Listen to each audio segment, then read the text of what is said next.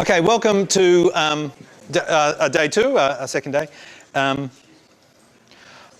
Has anyone, just for fun, installed Java already? Or fooled around with Java already? Excellent, that's really cool. Okay. It's easy to install on your home machine. If your home machine's a Mac, which, because I've been grappling with installing it on a Mac, unfortunately it seems you can only get the latest version of Java, Java 1.6, if you have the latest version of the Mac OS, Snow Leopard. Otherwise you've got to live with 1.5. Thanks, Apple. But everyone else should be able to get 1.6. And if you didn't have Snow Leopard, you could either get Snow Leopard or you could run on 1.5 and test it at uni or something like that. Telnet in or something like that. Okay, let's go to today's notes.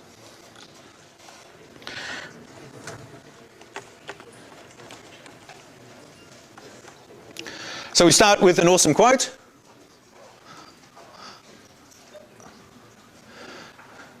Now I've got a puzzle. It's a newly invented puzzle, and it's called the How Many Minutes in a Day puzzle. And here's how it goes. The other day my daughter asked me, Dad, how many minutes are in a day? And I said, why do you want to know? And she said, we have to work it out for maths. And I said, well, maybe you should work it out then. And she said, oh, okay. Well, look, I know there's 60 minutes in an hour. I know there's 24 hours in a day. So, and then she did all this frantic scribbling and said, so 74 minutes in a day. And I said, no, because, and she said, Dad, don't tell me, I can do it.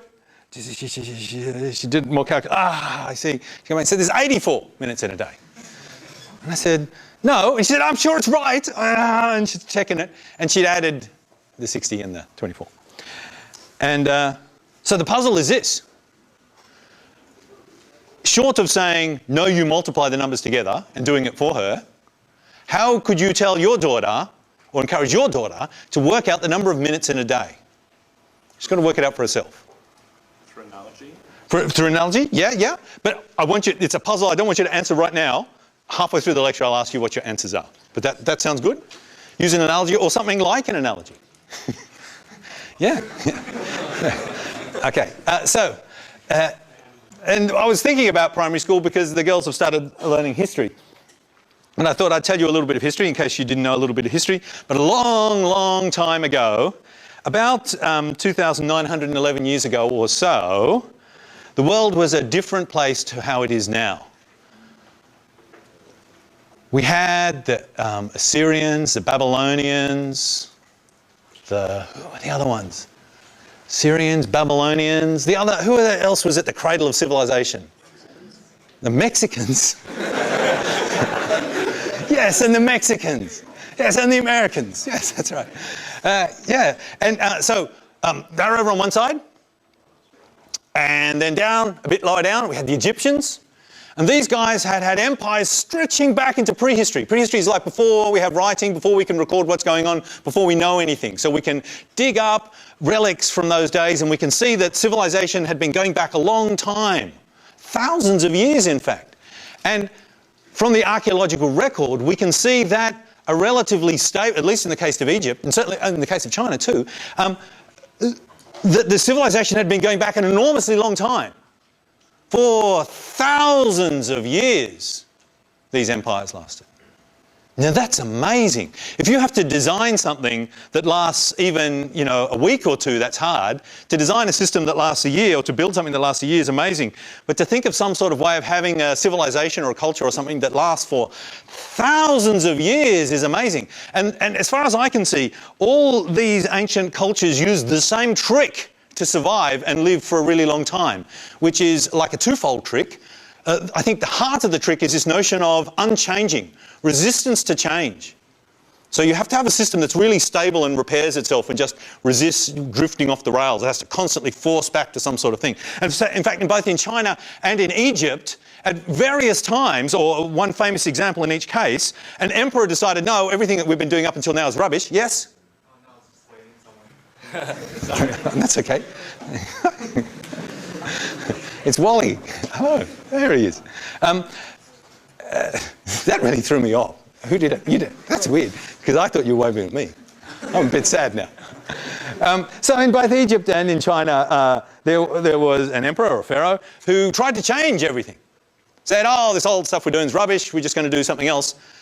And everyone just waited patiently till he died, and then boom, everything went back to the way it was before, exactly. This system was just really self-regulating. And I think the trick behind having a self-regulating system, or the trick that these guys used to keep their civilizations just completely stable like that and resistant to change, is it was sort of based on this hierarchical system. So the leader of the country, the emperor, the pharaoh, whoever, would be the absolute ruler. And then under him would be people that he would boss around, and then they would boss other people around, and they would boss other people around. And it looked a lot like this sort of hierarchy. I mean, you've seen it all the time, but let me just draw it on the board to make it really obvious. This hierarchy is like a pyramid. And Egyptians loved pyramids, so their society was based on pyramids. They built pyramids. I reckon if they'd had cars, they would have looked like this. Now, the Egyptian pyramids were weird. The idea the Egyptians had was, if I've got it right, and I've probably got it wrong, that when you died, you lived in some sort of afterlife. But somehow, in the afterlife, you needed your mortal body in some way. And if your mortal body faded away or something, you're in trouble. So they tried really hard to preserve their mortal bodies so they'd live in the afterlife. And the guy at the top of the pyramid, the pharaoh, the ruler of everything, of all that he could see, had the most elaborate tombs made. In fact, made in the shape of their cars.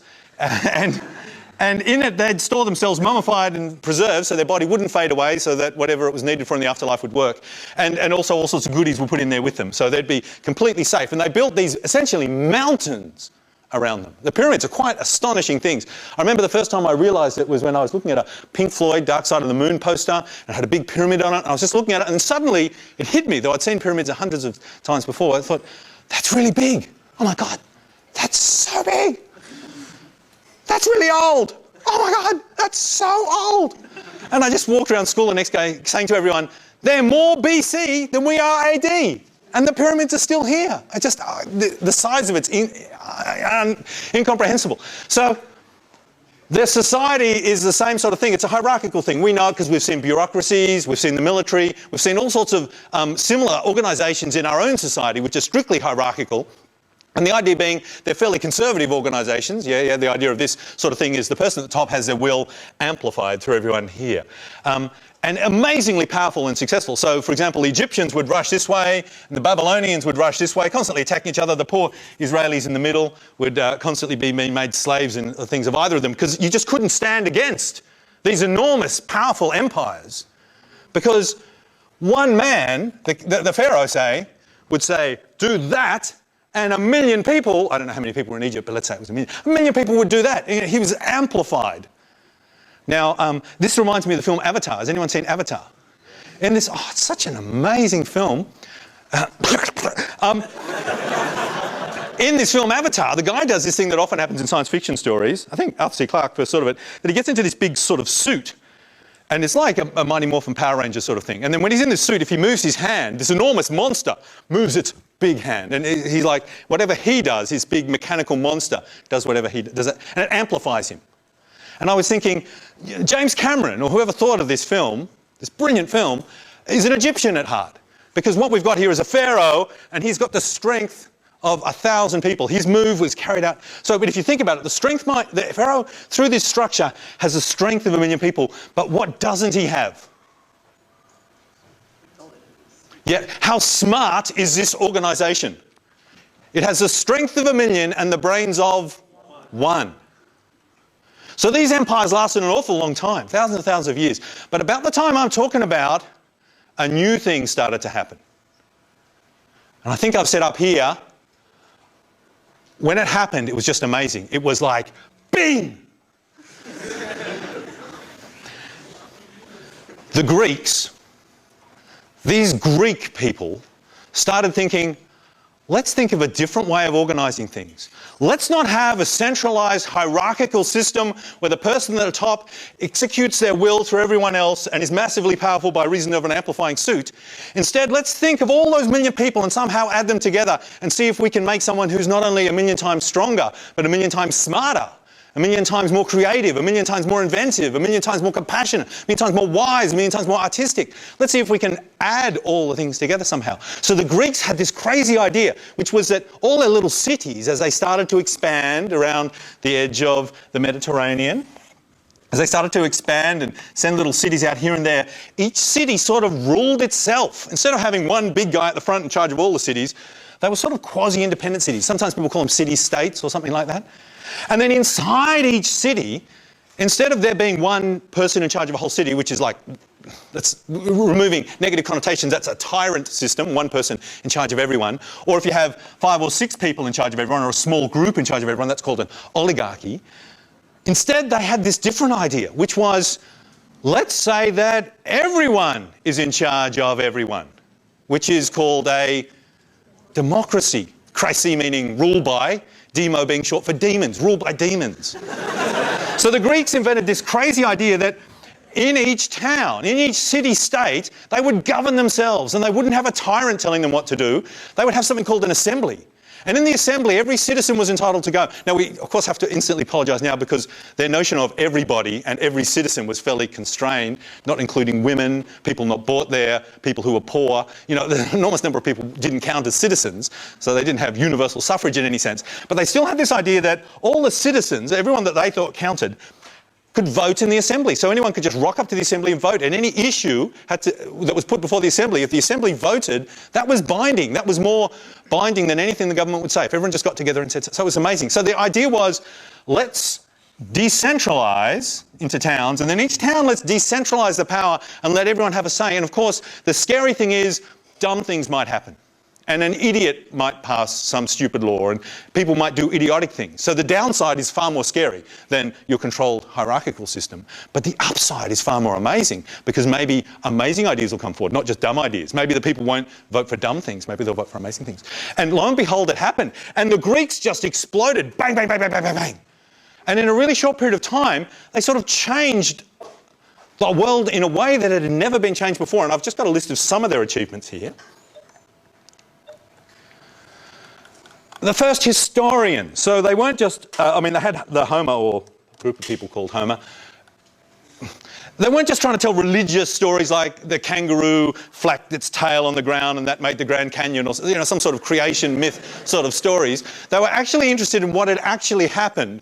And they realised they couldn't really trust stories or things that other people had told them. So they started looking for first-hand evidence and started constraining themselves to only write about things they had witnessed themselves, or that some people decided they could speak to people one removed and write about them. So this notion of history as a real recollection of what had happened, rather than history as something you just make up and afterwards invent. And in fact, the Thucydides, who I've mentioned up there, that was my holiday reading. I've been meant to read the Peloponnesian War for so long, and I read it over the holidays. It's the best thing ever. And essentially, he devoted his whole life to writing down what was happening. Because he says, I look back in the past, there are many wars, Homer writes about them, the Iliad and Troy and all the things the gods did and Zeus, but I'm not sure what's true and what isn't. I don't know. All these things have happened, but they've been forgotten. And I think we should have a record of what actually happens. So he devoted his whole life to writing down the history of the Peloponnesian War. And he didn't finish it, sadly. But quite amazing. So brilliant mathematicians, scientists, people that instead of trying to find reasons to explain some sort of creation myth or something like that, actually were looking for rules, simple physical rules that might have governed the universe. And this whole, even thinking that such a thing is possible is heretical in a society where your emperor's at the top and he is the sun god and everyone just worships the sun. In most of these early civilizations, they mention the sun. So like one Greek suggested for a while, one of the Greek scientists thought that maybe the sun wasn't a creature driving in a chariot across the sky. Maybe it was a really hot ball of hot rock, actually, they thought it was, an incandescent rock on fire, and the planets were maybe revolving around it. And that was seen as heretical, much as it was when Galileo suggested a similar idea. So they started having ideas like this. They looked for rational principles governing the physical world. They contemplated the basis of all change. So what makes things up? Why do things change? And they weren't looking for mythological reasons. They were examining evidence and they were thinking in their heads and they were trying to find real answers. So they were sort of like their Mr. and Mrs. 1927. They're really thinking critically and analytically. One of them realised that it probably takes time to travel between 2 points. The Earth was round. They speculated on the origins of the stars. Perhaps they come from some central vortex. They came up with the idea that everything's made up of a combination of tiny basic physical units put together in different ways called atoms, and they called them atoms. They correctly explained eclipses.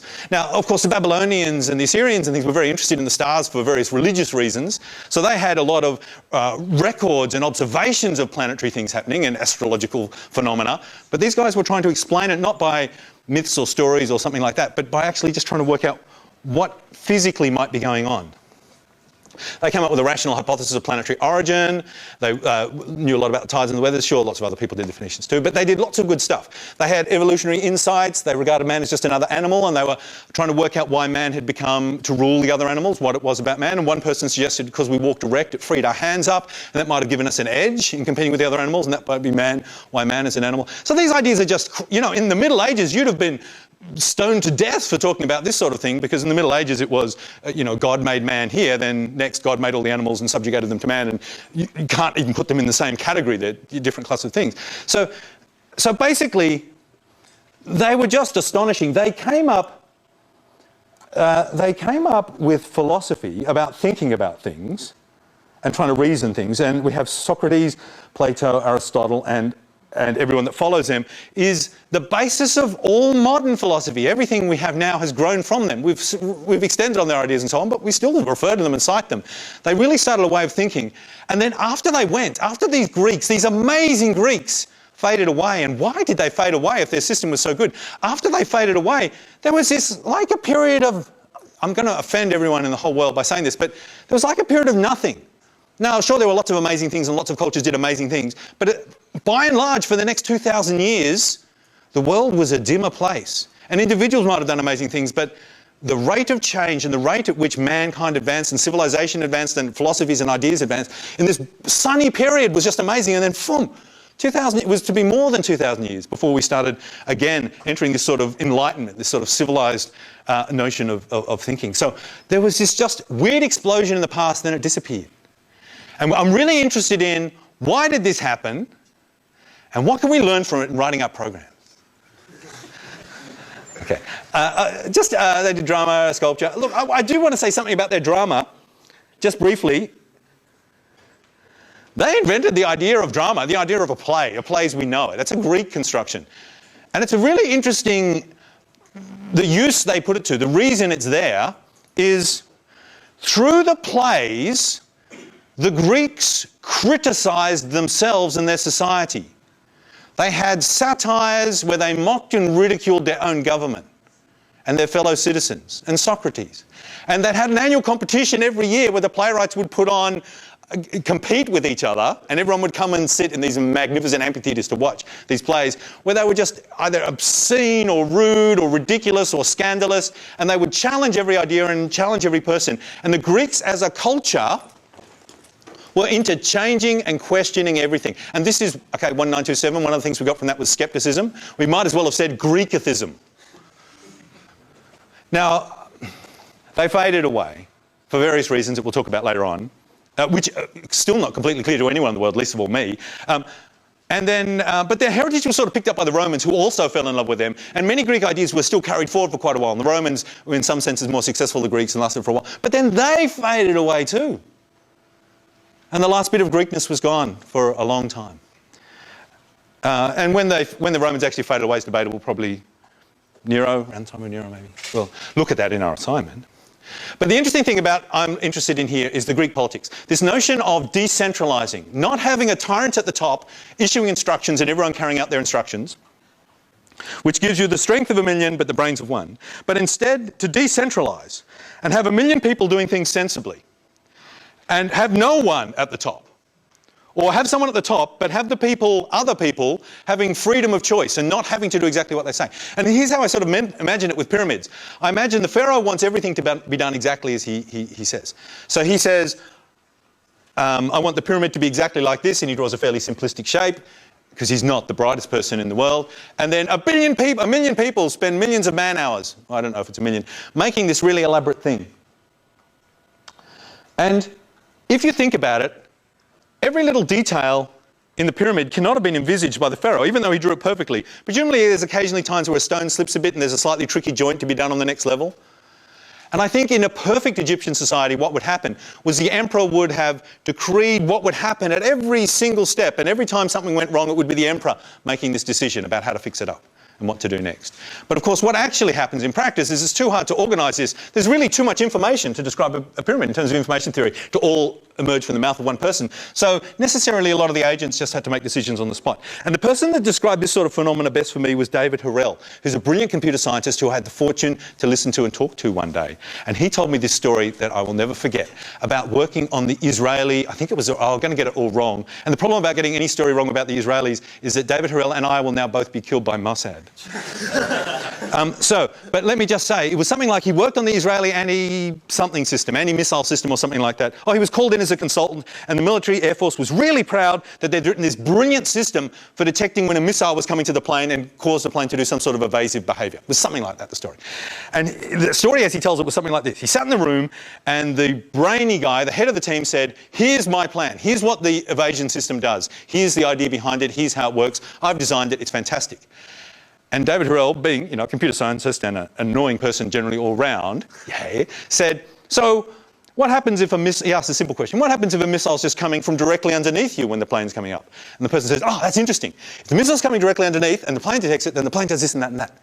There's a pause. And then David Harrell says, okay, but what if the missile's coming from underneath and there happens to be another plane just here? He says, well, in that case, the missile does that and this does this and the plane does that and this and that and that. And David Harrell says, that's really good. Oh, except now, just suppose that there was another missile coming from here, that missile was coming from there, there's a plane here and you're here, and also your fuel's a bit low. What do you do? And he goes, oh, in that case we do. And every time he answered the question, David Harrell would go, oh, it's interesting, and ask a more detailed, precise, specific question, drilling down into the precise behaviour of the system. And after a while, this guy stopped being able to answer the questions, and he had to call in the next level of the design team. And they were answering lots of the questions. But David didn't give up. He kept going down and down. And eventually he got to some elaborate scenario and he said, yeah, okay, but what's going to happen if this is this? And this sort of embarrassed pause and everyone's looking at each other and they go, yeah, I don't know. I don't know what it's going to do. Maybe the plane goes that way, or maybe it goes that way, or maybe the pilot gets ejected. One of those things will probably happen. And David says, I really want to know. So they had to call up the programmer, who was some little 19-year-old kid who'd actually written that routine. And the programmer said, oh yeah, I remember, I wrote it so it would eject the pilot. and David's point was this. I keep talking on a first name basis, I know him really well, I've only talked to him once. His point was this, that in any system, if you're trying to be an autocrat and control all the design yourself and do everything yourself, you cannot do it because there's too many details to control. And what happens here is you're just pretending those details don't exist. And in systems like that, you are leaving these design choices to be made by uninformed people, presumably working close to a deadline, really tired, fueled up with Coke at 5:30 in the morning. Do you really want those people to be making these important design decisions? This sort of system, although it sounds brilliant in practice, it's actually, in theory, in practice it's actually hard to pull off. So we're going to look at a different way maybe of writing programs. Let's just jump back, which is going to be object-oriented programming. Let's just talk about this why question is, why did the Greeks go so well? Oh, another one I just thought of is a theocracy is ruled by Theo. Okay, the Greeks embraced change. They really loved change. They were so excited by change. So if you're an archaeologist digging up and you find a Greek, I don't know, vase or something, they love vases too, you find a Greek vase, you can say, oh, this must come from then. And you know that because in 10 years' time or 20 years' time, no one would have owned a vase like that. It's terribly out of fashion. Whereas if you're looking into these other more stable cultures, you find an artifact and you can date it within a really wide window of time. But the Greeks just loved change. They changed all the time. They loved to question and challenge things, which was really annoying for everyone and annoying for their leaders. They decentralised in every way they could. They had self-determination and individuality, and they prized them and loved them instead of punishing them and trying to suppress them. They all had, or part of the Greek culture was this notion of a pursuit of excellence, of just doing excellent things, being excellent. Okay. So I'm going to suggest we have no more pyramids, that we're going to get rid of pyramids. Let's challenge our programming orthodoxy that we've taught you over the last 2 years, and now think of another way of doing things. Because the way we do programming so far, let's be honest, is pyramids, isn't it? In fact, in first year, if I was teaching you, I'd have said, and you say, oh man, I've got a problem to code. It's a small scale program, programming the small. I know what I want it to do. I just don't know how to write the program. This is a common problem when you're a starting programmer. Then the advice I'd have given you, and the advice my teachers would have given me, and the advice everyone would have given everyone, was, well, why don't you just get the problem and break it into subproblems? And then why don't you get those subproblems and break them into subproblems?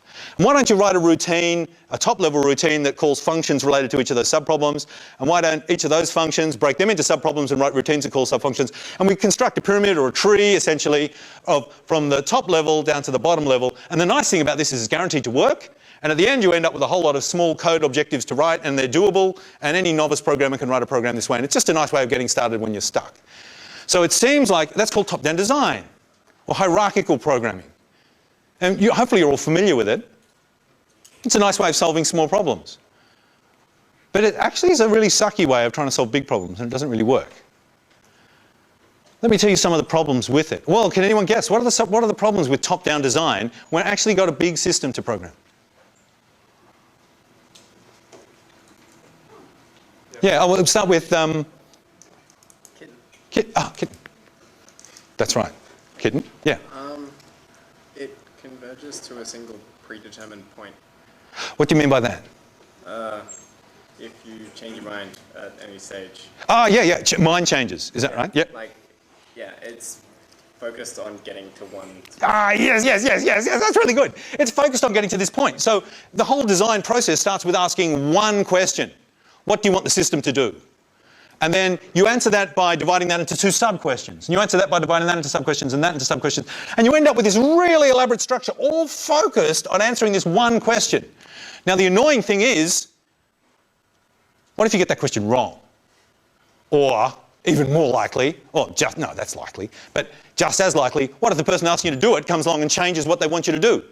You've sort of got to throw everything away, because everything, unless you're lucky, unless you're sort of sneaky and not really doing top-down design, because everything you're doing is focusing on this one thing, and it's what we'd call a very brittle system. If this thing changes or anything about it changes, you've got all this sort of redundant stuff. Yes, that's good reason number one. Good reason number two. I can't remember. Can't remember? Sorry, I made you wait so long. Anyone else? Other good reasons? One interesting one is this. This is focused on process. This is focused on solving a problem. But it turns out in real life, most software is not about solving a problem. Most software is about solving lots of problems. And the problems the software has to solve change over time and develop, and new problems get added. And you want your system to be able to cope with the new problems that are added. And old problems are no longer needed to be solved.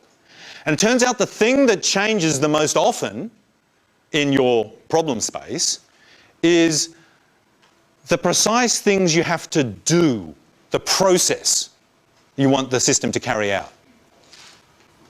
And what changes really slowly is the organisation of the system, the various components it's broken into, and the relationships between them. So if I'm a bank, and I'm writing a banking software, and I'm doing a top-down, someone will say, oh, what are you trying to do? Oh, we're trying to, do nightly updates on everyone's account balance. And you break it into bits and break it into bits and break it into bits and break it into bits and break it into bits. But I don't think banks do, I don't know if they do that anymore. Anyone work in a bank at all? I don't know if they do nightly reconciliation runs anymore. Now a lot of things happen on time and in real time. And this whole structure here is just sort of irrelevant for that. Or people have different sorts of accounts. And people have credit cards. And people can have multiple accounts. People have lines of credits and derivatives. And people have all these conditional things happening. So actually, the way the bank does business and the products they offer have changed enormously, even over the last 20 years. But what hasn't changed is banks have customers. And customers have an address, and customers can have multiple addresses. And customers can have an account, and customers can have multiple accounts. And each account can be controlled by multiple customers. And the customers can have different roles on the account. Some can authorise withdrawals up to this, some can authorise withdrawals up to that. And the accounts have limits on them. Maybe they can go to zero, maybe they can go below zero. And the accounts have rules applied to them about how much you can take out in a day. And you have a fee structure, and every time someone sneezes, there's a certain fee that has to be applied. And all these things, fees, accounts, customers, relationships, roles, addresses, This whole thing has stayed the same in the 20 years that we've got banking. All that's changed are the little details about what goes on and what the accounts look like and how often we reconcile them and things like that.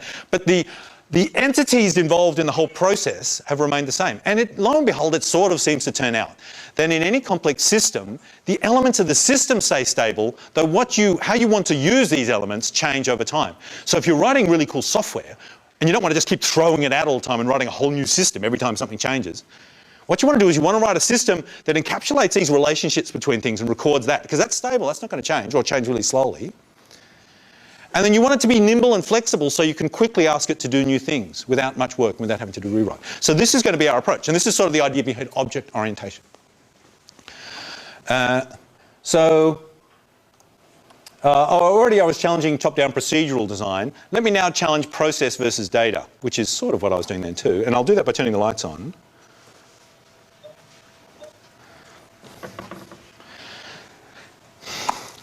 Here's our traditional program, a C program, say.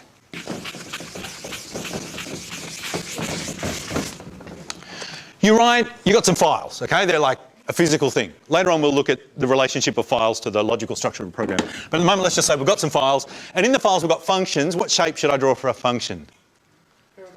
Pyramid. A pyramid, yes, thank you. That's so clever. You see, now I would never have thought of that. If I designed this whole lecture myself, it would have been a crap lecture compared to the wonderfulness of the lecture combining all your brains in as well. Okay. That's very, very good. So every function is going to be a pyramid. So you're writing a program, and in the file is definitions of lots of functions. Lots and lots of functions, if it's a big one. And, you know, we've learned modularity and all that sort of stuff, so thank heavens it's all not just one big Egyptian thing. It's going to be lots of little pyramids, but still there's going to be lots and lots of them. Now, I'm going to sort of divide the board in half. And I want to call this half the static half, and this half the dynamic half. And by static, I mean this is the stuff that happens at compile time, when you're writing the program. And by dynamic, I mean this is the stuff that happens at runtime, when we're using the program.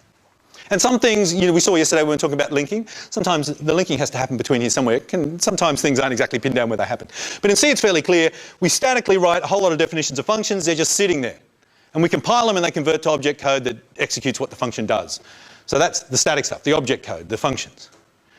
And then we have some types. Like suppose we've got a stack. Remember we wrote a stack ADT? So we've got this encapsulation idea for functions, and that's giving us all sorts of power in solving problems. And we're going to do encapsulation of data because we saw how wonderful that was last year in solving problems. So we'll have a whole lot of types. Maybe I'll draw a type like this. If it's just a primitive type, like we've got ints and structs and things, and I'll draw something like that for an ADT. So maybe we've got a stack here. So what does this look like? It's a type def in C. Some lines of code that's a type def. This looks like something maybe that's this is a type def. Oh, and how did we do our ADTs in C? Do you remember? They're all pointers to structs. So this is a type def defining a pointer to a struct. And this could be a type def defining something else, but it's not abstract. And this could just be a primitive type like an int. So we're giving all our variables types here. So we've got the data, which here is given types and is defined, but there's no numbers in here. We're not running the program, and nothing's populated. There's just the static version of the program. And we've got our functions. And then we start to run the program, and we're in dynamic land. And what happens then is these functions are a process now. And let's suppose it's a single-threaded machine, so not things are happening in parallel. So one of the function fires off, and if we've done top-down design, that'll fire off that function. And then when it's finished, it'll fire off that function. And that function will fire off two functions, one, then the other, and so on and so on. So if it's really a top-down design, if this function was firing off two functions, first do this and then do that, all the functions on this half of the tree will get fired, and then all the functions on this side of the tree will get fired. That's the sort of procedural unwinding of what we've got. So the functions get fired. Now when the functions get fired, they're a process, and the computer carries out stuff and does stuff and changes things, and that's process. And it operates on data. So the functions act on data. So in a sense, when I think about it, I don't think of it as an equal partnership. I think of it as the function is the boss, and the data is the thing it acts on. The function's doing the interesting stuff. The function gets all the lines and the source code. The function's what I think about, it's what I agonize when I'm designing. The data is just a few very short type defs taking a few lines. We think about them a little bit, but really it's the functions doing the stuff. This is the king, the people, the dog, whatever. This is the stuff, the important things. And this is just what it's happening to. So the king is eating his meal, you know, the king's taking the meal in, that's his data, but the king's the important guy, the meal's not so important. All right, now at runtime, the functions turn into process. What's the data look like at runtime? Suppose I've got some code that says, here's a function times 2. Oh, you don't say the word function in C, do you? Well, this is a function called function. See? Int function. No, it's function times 2. No, this is... int times 2 is what I meant. Int times 2, and it takes some stuff. And what it does inside here is got a local thing, int, well, maybe it calls that answer. And then it'll say answer equals x times 2. And then it'll say return answer. All right, that's my C code. This is what it looks like statically. When it's running, these over here, the processes are happening. This is what it's doing. It's carrying out these lines one at a time. What happens when it hits this line? Int answer. So this is answer. What happens now at runtime? So it allocates some memory to it. So some memory is set up for it, an area of memory. So statically, it's just a type, but at runtime, it's an area of memory that's got a value in it. And this function might get called 10 times. And every time it's called, and maybe if it's being recalled recursively, maybe the other times haven't finished before the next one gets called, a new area of memory is going to get set up. Yeah? If it's a recursive function, answer equals, I should have called it factorial, and you could send it recursive. So you get the idea that one static variable of a certain type can correspond to, at runtime, many memory allocations, memory areas of memory.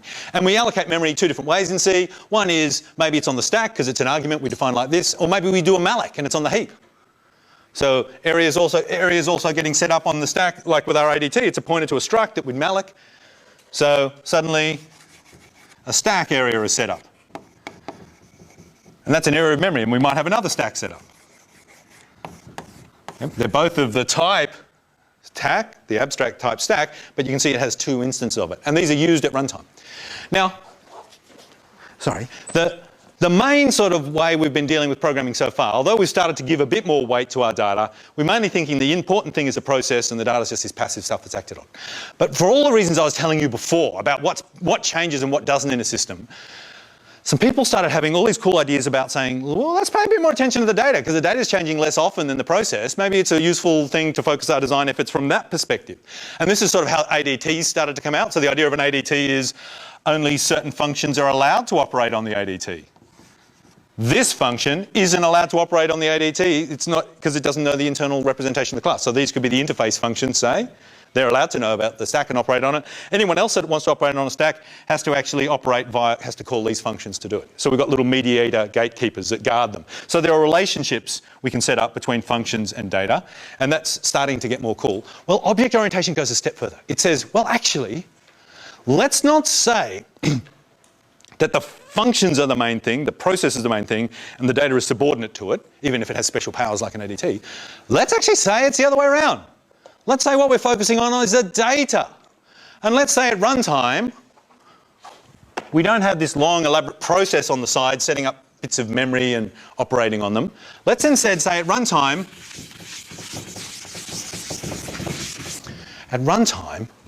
all we've got is, I'm going to draw them like this, bits of memory. And we're going to call them objects.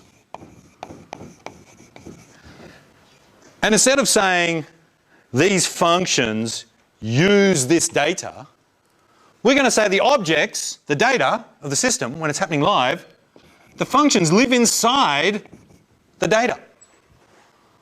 So I give you a piece of data. When I'm giving you that piece of data, when I'm giving you that object, not only am I giving you the literal information stored inside it, I'm giving you the functions that know about it. So we're going to say that every type now is going to be an ADT.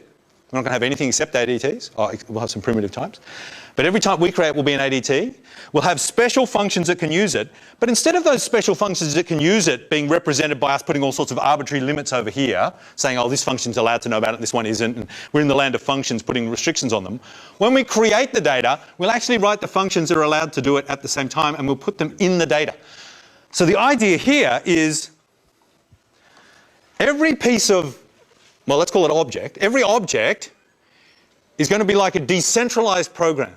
And every object is going to look after itself and know about itself. And there's not going to be some grand controller that knows about everything.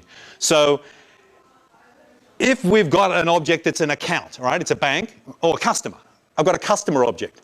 I give you the customer object. When I give it to you, and you want to know the address of the customer object, you don't have to riffle through some complicated library to work out how to find addresses of objects and who knows about addresses of objects and da-da. Who knows how to get the address of the object? The object. So I give you the object, and you'd say something like, object, tell me your address. And the object has a function in it that tells you its address.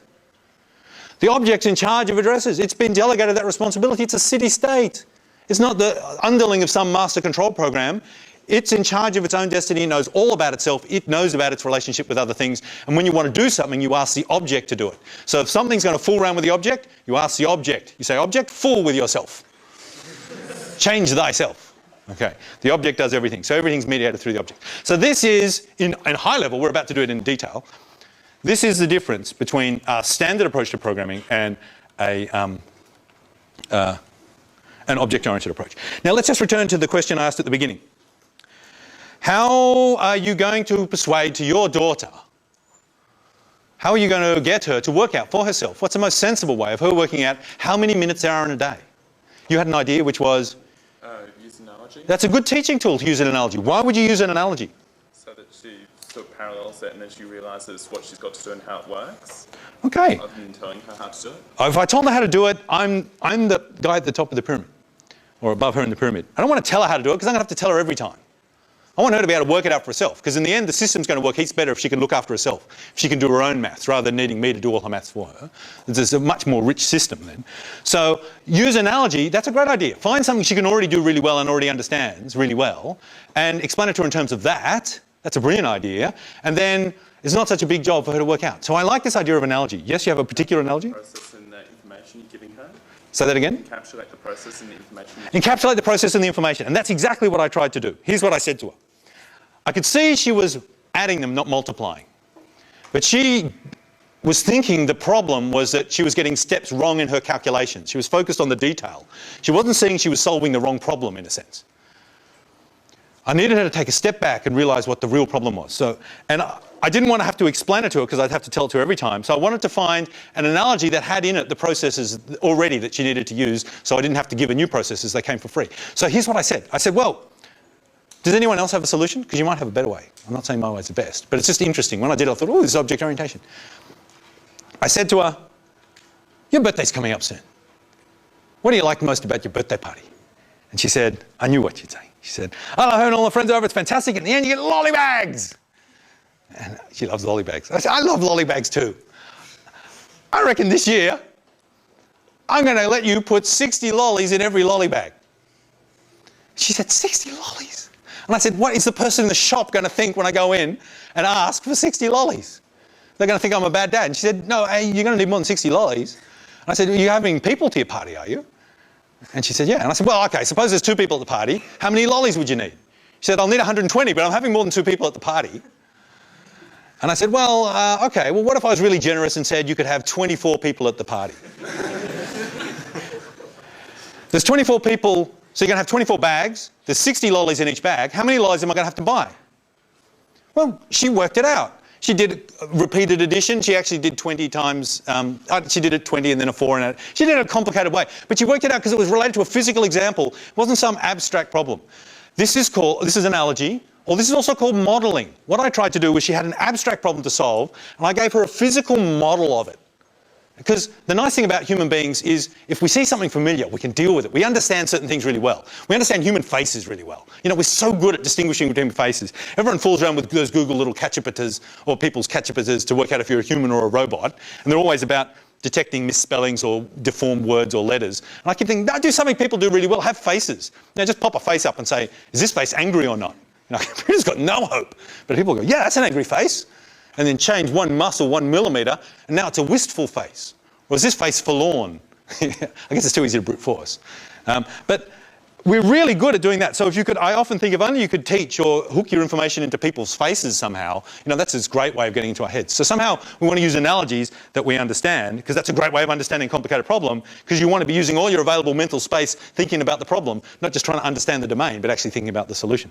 So here's how object orientation works. It sort of arose out of this brilliant language called Simula. Simula is a very old language. And what Simula was, a language designed to write simulations. Because if you want to know, oh, there's an earthquake here, are we going to get an earthquake there? We don't really, it's a complex system, the world, full of rocks and things, and we don't really understand it as a whole closed form, but we do understand how all the individual elements work. So often when we have a complex system and we don't understand it from a holistic point of view, but we understand the components, we try and work out what's going on by simulating it. So you divide the world into, I don't know, kilometre square cubes, and you know the forces on them and the rough sorts of rock in each one and things, and you just run this massive simulation. You run it 1 million times and see how many times you get an earthquake. So there's this real need, in computing is not a real need. There's a real need to do simulations, and computing, being able to do stupid things quickly, is a brilliant tool to do simulations. So someone wanted to have a language to do simulations, and Simula is designed to do exactly that. It essentially has the elements of the program are the entities in the system you're simulating, and you describe their relationship to each other, and then you say, go for it. And you haven't worked out a big overall solution. You've just described how everything relates to everything else, and the big overall solution sort of emerges. Even though, of course, at runtime, you could watch what everything calls and how everything calls everything else, and you could retrofit a Pharaoh-type solution to it. You could watch what everyone does, and then at the beginning, before it starts, say, everyone do exactly that thing, and replay it. But that's not how you think about the system. You just think about it in terms of things interacting, and you just saying, start the ball rolling. I put a bit of force here, and you affect the components around you, and you guys affect the components around you, and the whole system just runs for a while, and we see what happens. Now, Simula was this language that everyone fell in love with. It was just, or some people did. It was so beautiful. And then lots of other languages came along afterwards, and C, for example, and C# came along, and lots of other languages evolved, but there was still this core of people that just kept going, oh man, Simula was so good.